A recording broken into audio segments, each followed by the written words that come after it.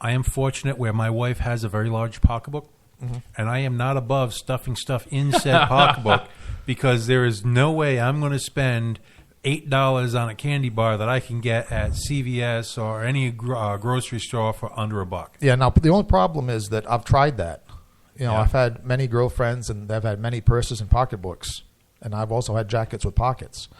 The only problem is I found by experience that the food that you bring into the cinema doesn't taste as good. It really doesn't. So I've actually, now I don't go to the movies that much. The only time I go to a movie other than rent the video or Netflix is when it's, say, an epic. You know what I'm saying? Like, you want to see it like Jurassic World on the big screen, Star Wars on the big screen. So seldom. But I've basically made the decision that when I go to the movies, I eat first, go to the movie, maybe get a soda, and watch the movie and leave. I just, in other words, bringing in your own food, it just doesn't taste the same. Well, that brings me to another question.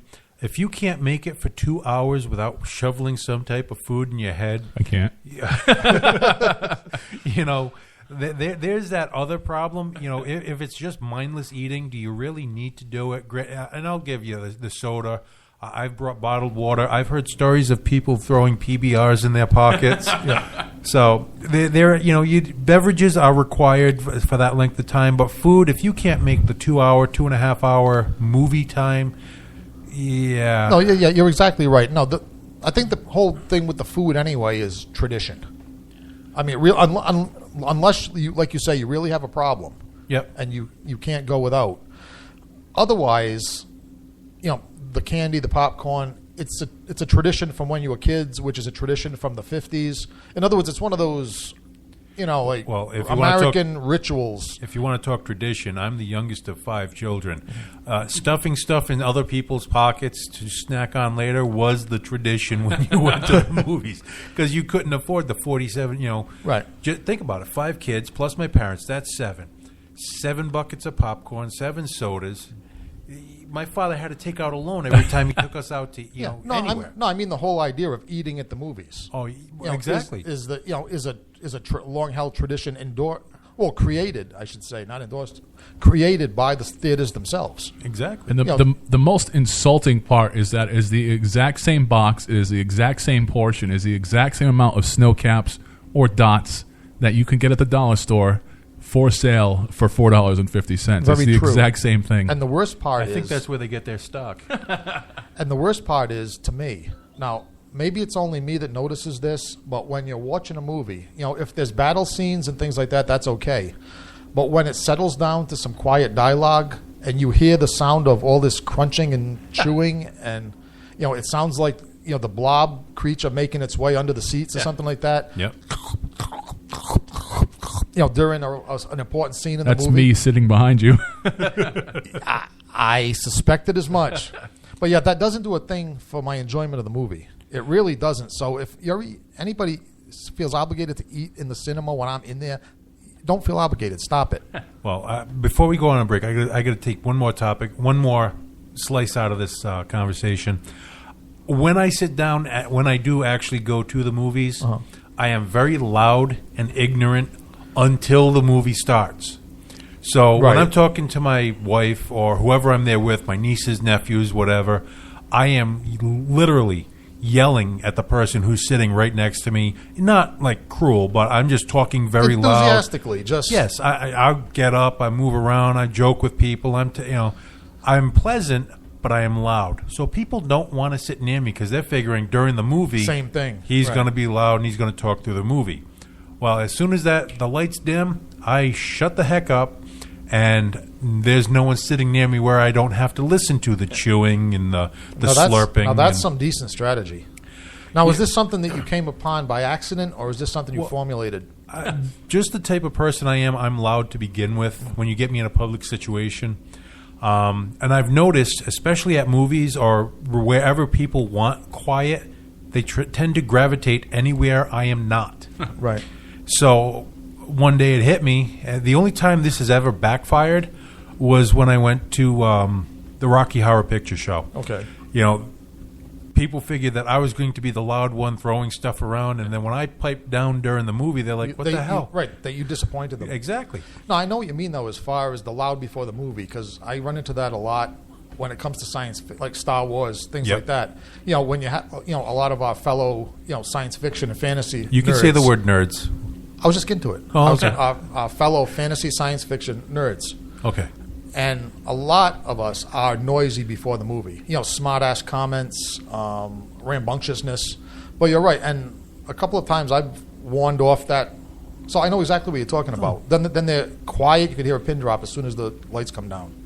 Exactly. Now, Well- not to sound too much like, the miser that I am, but with cell phones and technology these days, I cannot believe the amount of people that pay good money to see a movie all the time. Yeah, that's why why- not just take $50 and toss it out the window? Yeah, why not? Unless you're boot. Well, these people have been so strung out on either that epic, that series, that Right. that genre, or that house of movies or whatever, where they're so strung out on it that they don't want to miss a second. No, it would be Because- disrespectful to be on your phone while you're watching that movie. I mean, you have Star Wars people that have studied these movies to the point where they can tell you how many times someone blinks during a scene.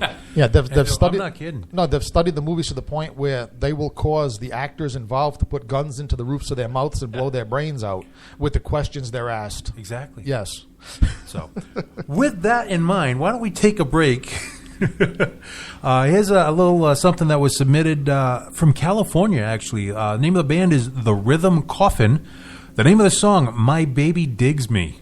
You're listening to My Night Out Radio on Rhode Island Free Radio, and we'll be back in a minute.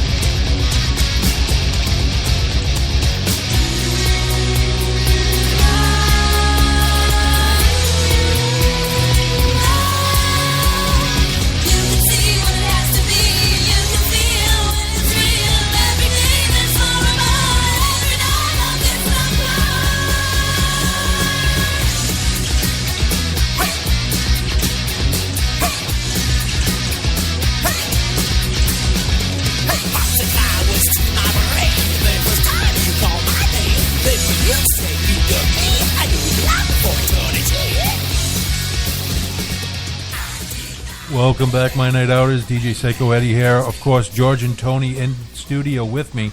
Probably by next week, we're going to actually start getting some visitors and some guests in again. Yeah, very good.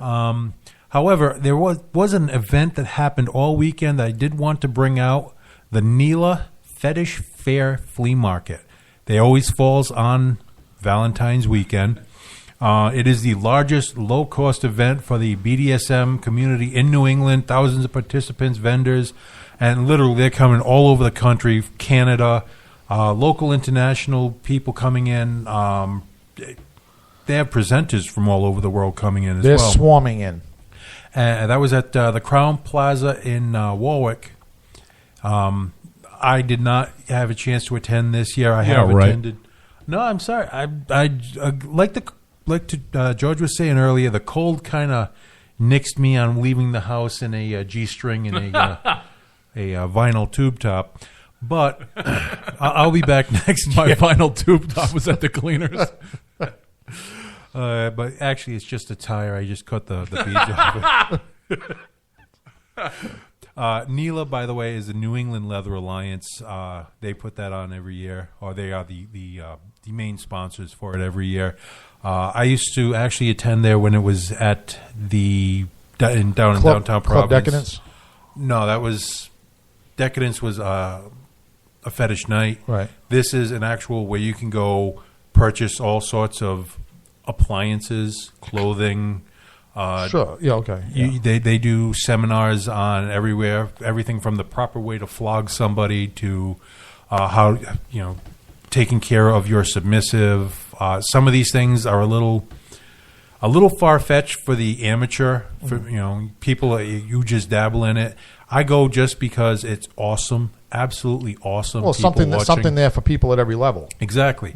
I mean, they have everything from like the little toy that everybody will use to something that no one could possibly handle, and I'm going to leave that to your imagination. I've seen them. Yes. Yeah, well, I've seen them too. I just don't. Yes. I don't need FCC knocking on my door. Tyrannosaurus Rex couldn't handle it. They were doing some construction. That was a road cone.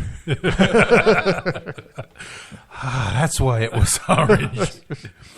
But this is all coming back to what I started off with the Valentine's Day weekend. Now, me personally, I am not a big fan of you telling me when I'm supposed to show affection or whatever to my significant other, being my wife.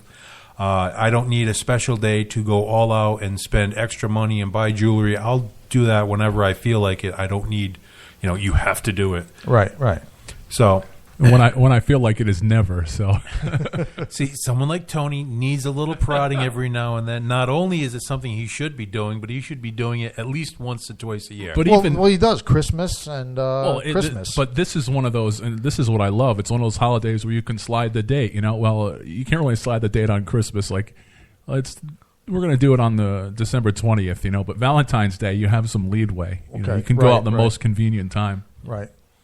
Well, one thing that a lot of people took advantage of this weekend, and I did hear a little bit of feedback on this, and it's something I have not yet done, not from a lack of wanting, I have to add that. It's the chocolate buffet at the Langham Hotel in Boston. Cafe Fleury, which is the restaurant that does this in the Langham Hotel, it's $42 a person. Basically, people watching is awesome there. If you want to see some people really going crazy with chocolate, it is beautiful. Sit against the wall and just watch. Not reflecting harshly on a subject that we talked about earlier, but there is not a time limit. They do have only 4 seatings, 11, 11:30, 1, and 1:30. They've been doing this for 27 years, only on Saturdays. So they only do it September to June. Now, the range of dishes, range of desserts from like mild to wild, some of it is very artistic. Some of it is just chocolate pudding in a bowl or chocolate soup. Mm-hmm. But they have some very unique, very eclectic choices. I'll tell you, I know at least a couple of women that could probably literally reach orgasm at this thing. Bring them along. If they want to spend the $42, bring them along. Well, I'm thinking of a perfect marketing situation here, and that is combining the chocolate buffet and the fetish flea market. I don't think the Langham Hotel has thought of that angle yet, but I'm sure we can run that by the people at the Leather Alliance. By the way, guys, if you're listening and you do it at the chocolate buffet, let me know. But yeah, executive pastry chef Ryan Pike is in charge of that. They put out every week over 100 chocolate desserts combinations, and like I said, they've been doing this for 27 years. You don't have to do it on Valentine's weekend. You could do it, like I said, any Saturday between September and June, and it's just something to throw out there if you want to. Try something new and interesting, or at least, chocolate. How can you go wrong with chocolate, really? Unless you're allergic to it, and even then, I know people that are allergic to it that still go after it. All that chocolate, it's worth the scratching and the welts. Really, it is. And if you need your chocolate fix, the next 2 days are going to be perfect for you because everything is going to be starting at 50% off, then 75% off, then 80% off, then they'll throw it back in the storeroom for next year. Well, that was the other point I was going to bring out. Tomorrow is a fat guy holiday. It's the day after Valentine's Day when all the chocolate goes on sale.